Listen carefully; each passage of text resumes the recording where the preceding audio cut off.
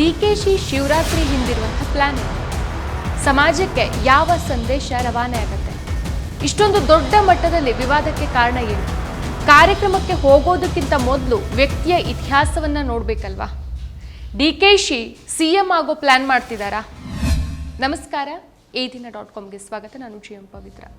ತಮಿಳುನಾಡಿನ ಕೊಯಮತ್ತೂರಿನಲ್ಲಿ ನಡೆದಿದ್ದಂಥ ಇಶಾ ಫೌಂಡೇಶನ್ ಜಗ್ಗಿ ವಾಸುದೇವನ್ ಅಲಿಯಾಸ್ ಸದ್ಗುರು ಕಾರ್ಯಕ್ರಮದಲ್ಲಿ DCM DK ಶಿವಕುಮಾರ್ ಭಾಗಿಯಾಗಿರೋದು ವಿರೋಧಕ್ಕೆ ಕಾರಣ ಆಗಿದೆ. ಕೆಪಿಸಿಸಿ ಅಧ್ಯಕ್ಷರಾಗಿ ಡಿಕೆಶಿ ಕಾರ್ಯಕ್ರಮದಲ್ಲಿ ಭಾಗಿಯಾಗೋದು ಸಮಾಜಕ್ಕೆ ಯಾವ ಸಂದೇಶ ರವಾನೆ ಆಗತ್ತೆ? ಹಾಗೆಯೇ ಸದ್ಗುರು ಅಂತ ಹೆಸರು ಮಾಡಿರುವಂಥ ವ್ಯಕ್ತಿಯ ಕಾರ್ಯಕ್ರಮಕ್ಕೆ ಹೋಗಿರೋದು ಯಾಕೆ ಇಷ್ಟೊಂದು ದೊಡ್ಡ ಮಟ್ಟದಲ್ಲಿ ವಿವಾದಕ್ಕೆ ಕಾರಣ ಆಗಿದೆ? ಡಿಕೆಶಿ ಶಿವರಾತ್ರಿ ಹಿಂದಿರುವಂಥ ಪ್ಲಾನ್ ಏನು ಅನ್ನೋದನ್ನ ಈ ವಿಡಿಯೋದಲ್ಲಿ ನೋಡ್ತಾ ಹೋಗೋಣ. ಅದಕ್ಕೂ ಮೊದಲು ನೀವಿನ್ನೂ ನಮ್ಮ ಚಾನಲ್ಗೆ ಸಬ್ಸ್ಕ್ರೈಬ್ ಆಗಿಲ್ಲ ಅಂತಂದ್ರೆ ಈ ಕೂಡಲೇ ಸಬ್ಸ್ಕ್ರೈಬ್ ಮಾಡ್ಕೊಳ್ಳಿ. ಹಾಗೆ ಪಕ್ಕದಲ್ಲಿರುವಂಥ ಬೆಲ್ ಐಕಾನ್ ಕ್ಲಿಕ್ ಮಾಡೋದನ್ನ ಯಾವುದೇ ಕಾರಣಕ್ಕೂ ಮರಿಬೇಡಿ. ಈ ಹಿಂದೆ DK ಶಿವಕುಮಾರ್ ಕುಂಭಮೇಳದಲ್ಲೂ ಸಹ ಭಾಗವಹಿಸಿ ಮಿಂದೆದ್ದಿದ್ರು. ಕುಂಭಮೇಳದ ವಿಚಾರ ಅಂತ ಬಂದ್ರೆ ಅದು ಅವರವರ ನಂಬಿಕೆ ಭಾವನೆಗೆ ಬಿಟ್ಟಿದ್ದು. ಹೀಗಿರುವಾಗ ಇಂಥ ಕಾರ್ಯಕ್ರಮಕ್ಕೆ ಹೋಗಬೇಡಿ ಅಂತ ಹೇಳೋದಕ್ಕಾಗೋದಿಲ್ಲ. ಆದರೆ ಇದೇ ಭಾವನೆ ನಂಬಿಕೆ ಅಂತ ಎಲ್ಲಾ ಕಾರ್ಯಕ್ರಮಗಳು ಭೇಟಿ ಕೊಡೋಕ್ಕಾಗೋದಿಲ್ಲ.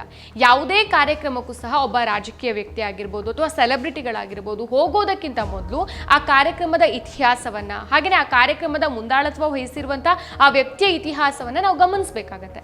ಆ ರೀತಿ ಗಮನಿಸದೇ ಇದ್ದಾಗ DK ಶಿವಕುಮಾರ್ ಕಡೆಯಿಂದ ಆದಂಥ ಅಚಾತುರ್ಯಗಳು ಆಗೋದು ಜಾಸ್ತಿ.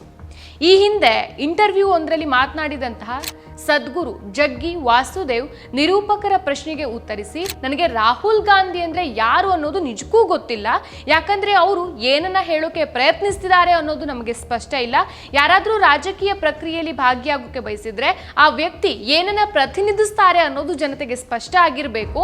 ಅರವಿಂದ್ ಕೇಜ್ರಿವಾಲ್ ಭ್ರಷ್ಟಾಚಾರದ ಬಗ್ಗೆ ಮಾತಾಡ್ತಿದ್ದಾರೆ, ನರೇಂದ್ರ ಮೋದಿ ಅಭಿವೃದ್ಧಿ ಬಗ್ಗೆ ಮಾತಾಡ್ತಿದ್ದಾರೆ, ರಾಹುಲ್ ಗಾಂಧಿ ಏನನ್ನ ಪ್ರತಿನಿಧಿಸ್ತಾ ಇದ್ದಾರೆ, ಕನಿಷ್ಠ ನನಗೆ ಇದು ಸಹ ಸ್ಪಷ್ಟ ಆಗಿಲ್ಲ ಅಂತ ಹೇಳಿದ್ರು. ಅಷ್ಟೇ ಅಲ್ಲ, ನಿವೃತ್ತ ಪ್ರಾಧ್ಯಾಪಕ S ಕಾಮರಾಜ್ ಅವರು ಮದ್ರಾಸ್ ಹೈಕೋರ್ಟ್ನಲ್ಲಿ ಇಶಾ ಫೌಂಡೇಶನ್ ವಿರುದ್ಧ ಅರ್ಜಿ ಸಲ್ಲಿಸಿದ್ರು. ತಮ್ಮ ಇಬ್ಬರು ಹೆಣ್ಣುಮಕ್ಕಳಾದಂಥ ಗೀತಾ ಮತ್ತು ಲತಾ ಇವರನ್ನ ಇಚ್ಛೆಗೆ ವಿರುದ್ಧವಾಗಿ ಇಶಾ ಫೌಂಡೇಶನ್ ನಲ್ಲಿ ಬಂಧಿಸಿಡಲಾಗಿದೆ ಅಂತ ಆರೋಪಿಸಿದ್ರು. ಮತ್ತು ಸಹಜ ಜೀವನವನ್ನ ತ್ಯಜಿಸುವಂತೆ ಬ್ರೈನ್ ವಾಶ್ ಮಾಡಿರೋದಷ್ಟೇ ಅಲ್ಲ, ಸನ್ಯಾಸಿಗಳಂತೆ ಜೀವನ ಶೈಲಿಯನ್ನ ಅಳವಡಿಸಿಕೊಳ್ಳೋಕೆ ಮತ್ತು ಕುಟುಂಬದಿಂದ ಸಂಪೂರ್ಣವಾಗಿ ಸಂಬಂಧವನ್ನ ಕಡಿದುಕೊಳ್ಳೋಕೆ ಇವರ ಮೇಲೆ ಬಲವಂತ ಮಾಡಲಾಗ್ತಾ ಇದೆ ಅಂತ ಇವರು ದೂರಿದ್ರು. ಇನ್ನು ಪ್ರತಿಷ್ಠಾನದ ಚಟುವಟಿಕೆಗಳಲ್ಲಿ ತಮ್ಮ ಇಬ್ಬರು ಹೆಣ್ಮಕ್ಳು ಭಾಗಿಯಾಗೋದಕ್ಕಿಂತ ಮೊದಲು ಯಶಸ್ವಿ ವೃತ್ತಿ ಬದುಕನ್ನ ಹೊಂದಿದ್ರು. ಬ್ರಿಟನ್ನ ಪ್ರತಿಷ್ಠಿತ ವಿವಿಯೊಂದರಲ್ಲಿ ಮೆಕಾಟ್ರಾನಿಕ್ಸ್ ನಲ್ಲಿ ಪದವಿ ಪಡೆದಿರುವಂತಹ ಗೀತಾ 2008ರಲ್ಲಿ ವಿಚ್ಛೇದನ ಪಡೆಯುವವರೆಗೂ ಸಹ ಒಳ್ಳೆ ಸಂಬಳದ ಉದ್ಯೋಗದಲ್ಲಿದ್ರು.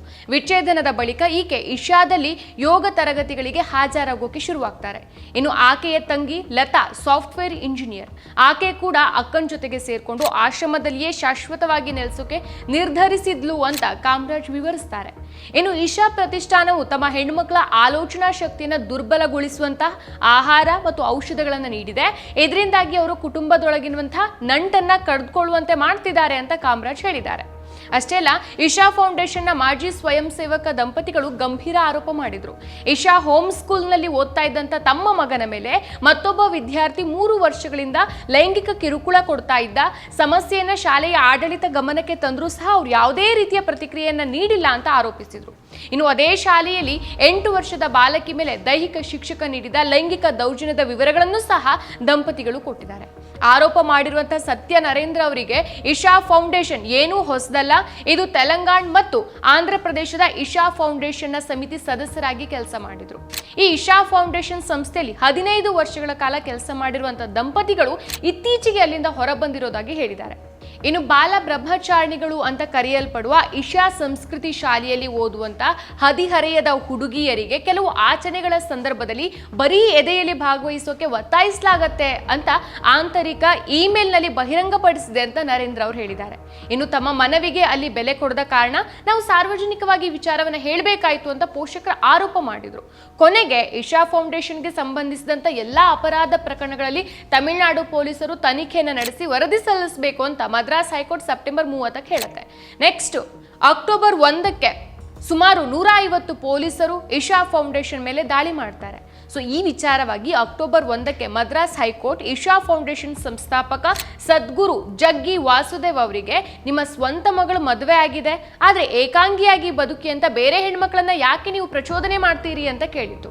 ಮಗಳನ್ನ ಮದುವೆ ಮಾಡೋ ಮೂಲಕ ಜೀವನದಲ್ಲಿ ಸರಿಯಾಗಿ ನೆಲೆಯೂರೋಕೆ ಅವಕಾಶ ನೀಡಿದ ವ್ಯಕ್ತಿ ಇತರ ಹೆಣ್ಣುಮಕ್ಕಳಿಗೆ ಏಕಾಂಗಿಯಾಗಿರೋಕೆ ಯಾಕೆ ಪ್ರೇರೇಪಿಸ್ತಾನೆ ಅಂತ ನ್ಯಾಯಮೂರ್ತಿಗಳಾದಂಥ SM ಸುಬ್ರಹ್ಮಣ್ಯಂ ಮತ್ತು V ಶಿವಜ್ಞಾನಂ ಅವರ ಪೀಠ ಹೇಳಿತು. ಇಷ್ಟೆಲ್ಲ ಕರಾಳ ಇತಿಹಾಸ ಹೊಂದಿರುವಂಥ ಇಶಾ ಫೌಂಡೇಶನ್ನ ಶಿವರಾತ್ರಿ ಕಾರ್ಯಕ್ರಮಕ್ಕೆ DKಶಿ ಹೋಗಿರೋದ್ರ ಬಗ್ಗೆ ಸಾಮಾಜಿಕ ಜಾಲತಾಣಗಳಲ್ಲಿ ಪರ ವಿರೋಧ ಚರ್ಚೆಗಳು ನಡೀತಾ ಇದೆ. ಇದರ ಮಧ್ಯೆ ಸ್ವಪಕ್ಷದಲ್ಲೇ ಆಕ್ಷೇಪಗಳು ವ್ಯಕ್ತ ಆಗ್ತಾ ಇದೆ.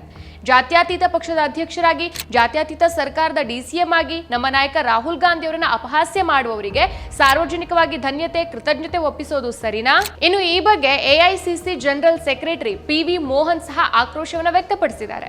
ಜಾತ್ಯತೀತ ಪಕ್ಷದ ಅಧ್ಯಕ್ಷರಾಗಿ, ಜಾತ್ಯತೀತ ಸರ್ಕಾರದ DCM ಆಗಿ ನಮ್ಮ ನಾಯಕ ರಾಹುಲ್ ಗಾಂಧಿ ಅವರನ್ನ ಅಪಹಾಸ್ಯ ಮಾಡುವವರಿಗೆ ಸಾರ್ವಜನಿಕವಾಗಿ ಧನ್ಯವಾದ ಕೃತಜ್ಞತೆ ವ್ಯಕ್ತಪಡಿಸೋದು ಸರಿನಾ ಅಂತ ಇವರು ಪ್ರಶ್ನೆ ಮಾಡಿದ್ದಾರೆ. ಇನ್ನು DCM DK ಶಿವಕುಮಾರ್ ಈ ನಡೆ ಬಗ್ಗೆ ಚರ್ಚೆ ಗ್ರಾಸ ಆಗ್ತಾ ಇದೆ. ಸಾಮಾಜಿಕ ಜಾಲತಾಣಗಳಲ್ಲಿ ಹಲವರು ಇದರ ಬಗ್ಗೆ ಪ್ರಶ್ನೆ ಮಾಡ್ತಿದ್ದಾರೆ. DKಶಿ ಕಾಂಗ್ರೆಸ್ನಲ್ಲಿದ್ರು ಕಾಂಗ್ರೆಸ್ ಸಿದ್ಧಾಂತದಲ್ಲಿ ಇಲ್ಲ ಅಂತ ಅಸಮಾಧಾನವನ್ನ ಹೊರ ಹಾಕ್ತಿದ್ದಾರೆ. DKಶಿ ನಡೆಗೆ ಕಾಂಗ್ರೆಸ್ನಲ್ಲಿ ಮಾತ್ರ ಅಲ್ಲ ಪ್ರಗತಿಪರರು ಸಹ ಆಕ್ಷೇಪವನ್ನ ವ್ಯಕ್ತಪಡಿಸ್ತಿದ್ದಾರೆ. ಇನ್ನು ಇನ್ನೊಂದು ವಿಚಾರವನ್ನ ನಾವಿಲ್ಲಿ ಸೂಕ್ಷ್ಮವಾಗಿ ಗಮನಿಸಬಹುದು. ಈಗಾಗಲೇ ಕಾಂಗ್ರೆಸ್ನಲ್ಲಿ CM ಯಾರಾಗಬೇಕು ಅನ್ನೋ ಚರ್ಚೆ ಜೋರಾಗಿ ನಡೀತಾ ಇದೆ. ಈ ಕಡೆ ಸಿದ್ದು ಬಣ, ಈ ಕಡೆ DKಶಿ ಬಣ ಕಿತ್ತಾಡ್ತಿದ್ದಾರೆ. 5 ವರ್ಷದ CM ಹುದ್ದೆಗೆ ಸಿದ್ದು 2.5 ವರ್ಷ, DKಶಿ 2.5 ವರ್ಷ CM ಆಗಬೇಕು ಅಂತ ಈ ಹಿಂದೆನೇ ಮಾತಾಗಿತ್ತು ಅಂತ ಕೂಡ ಹೇಳ್ತಿದ್ದಾರೆ. ಈ ಜಗ್ಗಿ ವಾಸುದೇವ್ ಅವರ ಶಿವರಾತ್ರಿ ಕಾರ್ಯಕ್ರಮದಲ್ಲಿ ಜಾಯಿನ್ ಆಗಿ ಅಮಿತ್ ಶಾಗೆ ಮೀಟ್ ಆಗಿ ಒಳ್ಳೆ ಸಮಯವನ್ನ ಕಳೆದಿರೋದು ನೂರಾರು ಅನುಮಾನಗಳಿಗೆ ಎಡೆ ಮಾಡಿಕೊಟ್ಟಿದೆ.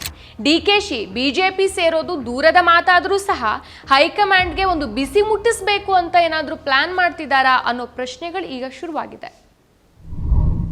ಮತ್ತಷ್ಟು ವಿಶೇಷ ವಿಡಿಯೋಗಳನ್ನು ನೋಡಲು ಮತ್ತು ಹೊಸ ವಿಡಿಯೋಗಳ ಬಗ್ಗೆ ತಿಳಿಯಲು ಈ ದಿನ .com ಯೂಟ್ಯೂಬ್ ಚಾನೆಲ್ ಸಬ್ಸ್ಕ್ರೈಬ್ ಮಾಡಿ ಮತ್ತು ಬೆಲ್ ಐಕಾನ್ ಕ್ಲಿಕ್ ಮಾಡಿ.